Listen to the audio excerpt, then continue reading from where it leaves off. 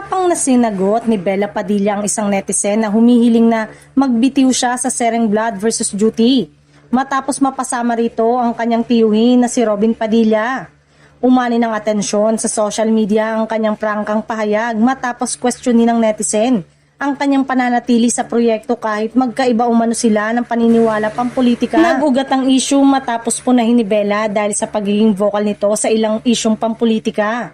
Ayon sa netizen, tila tahimik umano si Bella pagdating sa kanyang incompetent na tiyuhin na si Robin, na kamakailan lamang ay nagdagdag sa cast ng serye.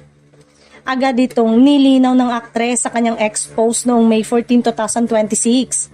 Ayon kay Bella, matagal na siyang bahagi ng proyekto at wala siyang kinalaman sa desisyon ng production na idagdag si Robin sa cast.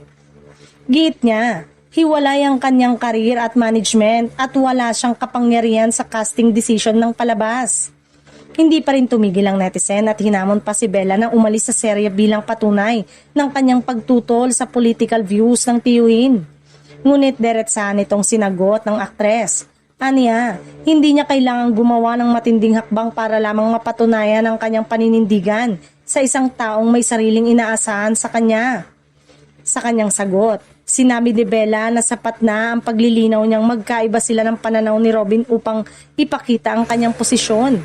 Idinagdag pa niyang hindi makatuwiran ang hiling na mag-resign siya dahil may mga kontrata siyang dapat tuparin at responsibilidad na kailangang panindigan bilang profesional. Pinakamatindi ang naging sagot ni Bella nang sabihin niyang, "Bakit ako aalis sa trabaho ko? Ikaw ba magbabayad ng bills ko pag umalis ako sa show?"